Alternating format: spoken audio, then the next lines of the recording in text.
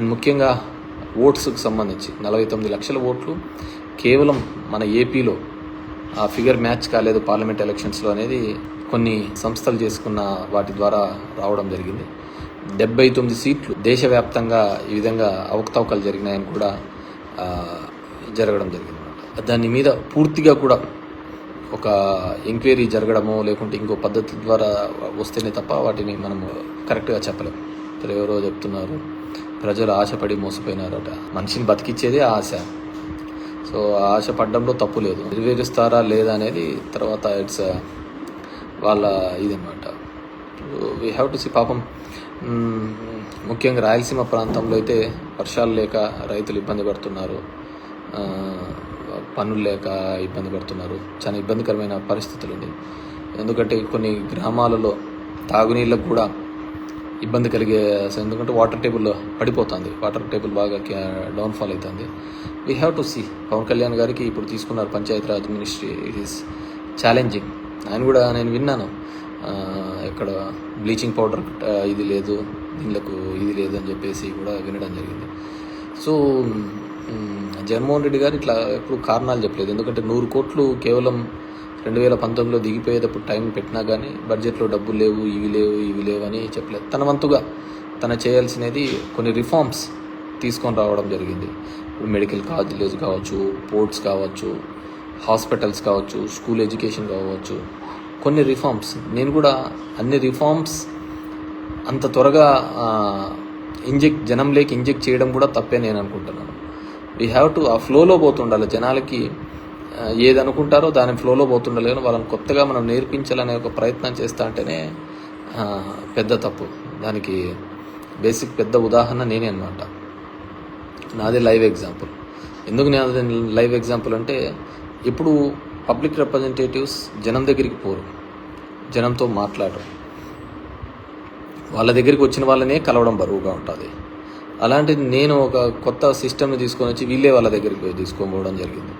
దానికి ఎన్నో నిందలు మోయడం తప్ప నాకు వేరేది ఏంది జరగలేదు. అదే మర్యాదగా నేను ఇంటికాడ కూర్చున్నా కానీ నాకు ఈ నిందలు తప్పేటివి, నా పని నేను చూసుకున్నా కానీ నేను జనం దగ్గరికి పోవడంతో నాకు నిందలు ఓటమి తప్ప నేను పెద్దగా మూట కట్టుకునేదంటూ ఏమీ కనపడలేదన్నమాట. సో అపవాదులు తప్ప మూట కట్టుకునేది ఏంది లేదు.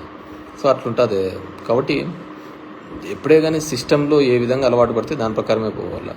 అదేంటి అంటే రాజకీయ నాయకులు అనేది ప్రజలకు దూరంగా ఉండాలా, ఎలక్షన్లప్పుడు కనపడాలా, వాళ్ళకి అబద్ధాలు చెప్పాలా, అబద్ధాలకు నచ్చితే వాళ్ళకు ఇది చేస్తూ అంటారు, నమ్ముకుంటే వేయరు. మంచని చెడు అనేది అనవసరమైన విషయం. అండ్ రెండోది, చంద్రబాబు గారు నిజమైన రాజకీయ నాయకుడు అయితే అసలు ఏ పథకాలు చేయకూడదు. ఎందుకు చేయకూడదు అని నేను అంటానంటే, ఇన్ని పథకాలు చేసి ఎటువంటి అవినీతి లేకుండా ప్రజలకు అందించాలి అని జగన్మోహన్ రెడ్డి గారు అనుకున్నారు. ఆ విధంగా అనుకోవడం వల్లనే కదా జగన్మోహన్ రెడ్డికి 11 సీట్లు వచ్చినాయి. అదొక పొలిటికల్ లాగా చేసి ఇంకో విధంగా చేసింటే ఇప్పుడు అందరూ అదే చెప్తున్నారు కదా, వాలంటీర్ అనే వ్యవస్థను తీసుకొని రావడం ద్వారానే పార్టీకి దానికి దూరం అయిపోయింది అనేది అందరి యొక్క భావన.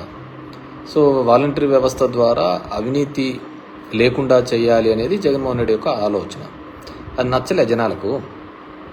లేదు మేము ఇలాగే తిరగల్లా, మేము అందరి రాజకీయ నాయకులు ఇళ్ళ దగ్గరికే పోవల్లా, తిరగల్లా, ఇవ్వల్లా, మమ్మల్ని సతాయించల్లా, అప్పుడు కానీ మాకు ప్రభుత్వం నుంచి అందకూడదు అనే పద్ధతిలో ఆలోచించినారు. So we have to accept. So ఇప్పుడు గన చంద్రబాబు నాయుడు పథకాలు ఇవ్వడం మొదలు పెడితే అందరూ అంటారు కదా, ఏమని అంటారు, జగన్ రెడ్డి బాగా చేసినారు లేప, జగన్ రెడ్డి చేసిన దానికి మీరేం చేసినారు, ఇప్పుడు నేను చేసినా అవే చేస్తాము, కాబట్టి నా స్టైల్ వేరు అనే తన స్టైల్లో తన ఫంక్షనరీ మొదలు పెడతాడు. సో అదే ఫంక్షనరీ ఇప్పుడు మొదలు పెట్టినాడు అని నేను అనుకుంటున్నా.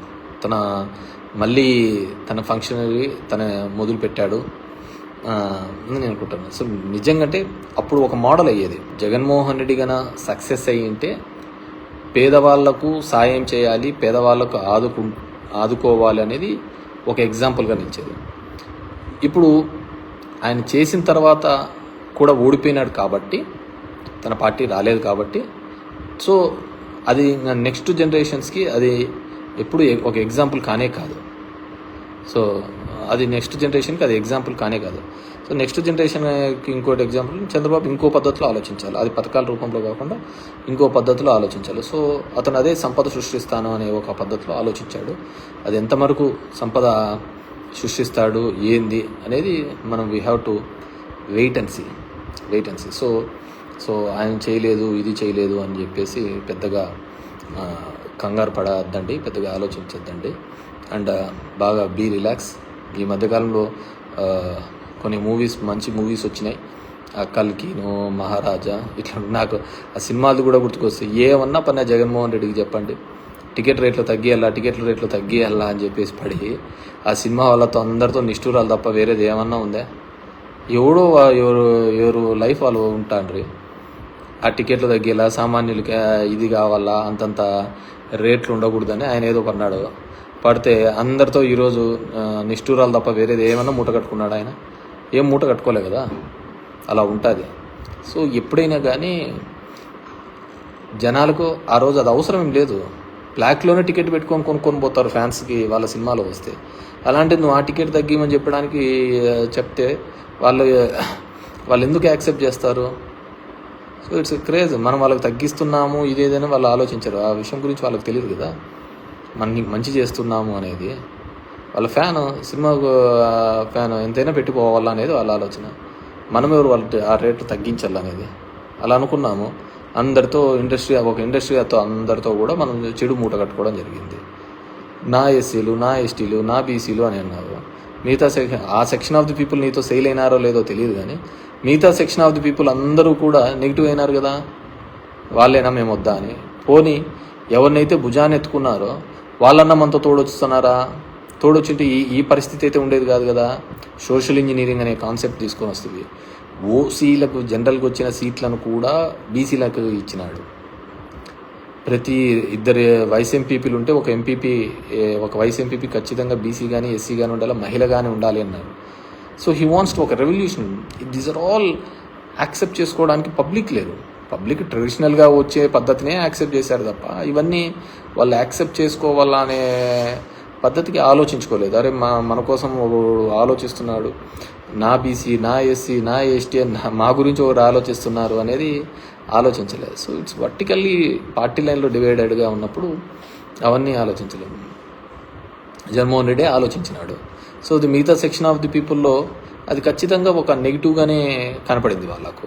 సో అది ఇంకా స్ట్రెస్ చేయడంతో ఇంకా ఎక్కువ ఉంది. పోనీ మమ్మల్ని ఓన్ చేసుకుంటున్నాడు కదా, మమ్మల్ని ఏ ముఖ్యమంత్రి కూడా ఏ పార్టీ కూడా ఇన్ని పదవులు ఇచ్చి ఈ విధంగా మమ్మల్ని దగ్గరగా చేసుకున్నారు కదా అనే ఫీలింగ్ వాళ్ళు కూడా ఎక్స్ప్రెస్ చేయలేదు.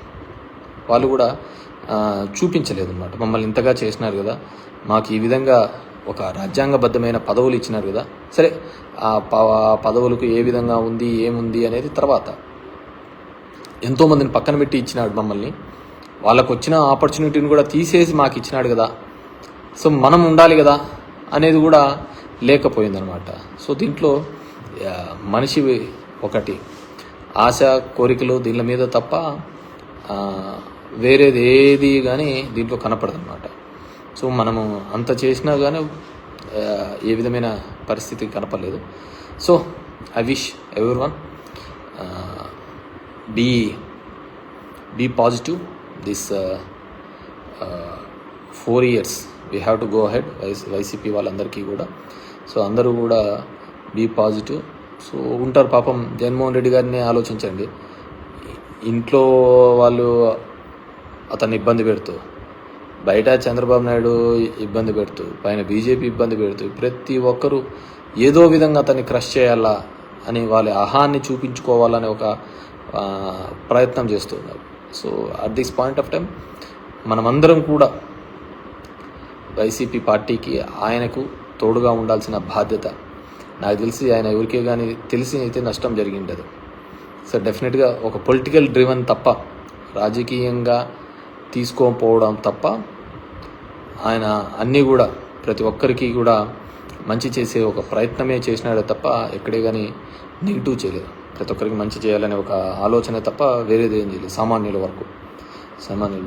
వరకు కూడా ఒక మంచి చేయాలనే ఒక ఆలోచన తప్ప వేరేది ఏం చేయలేదు.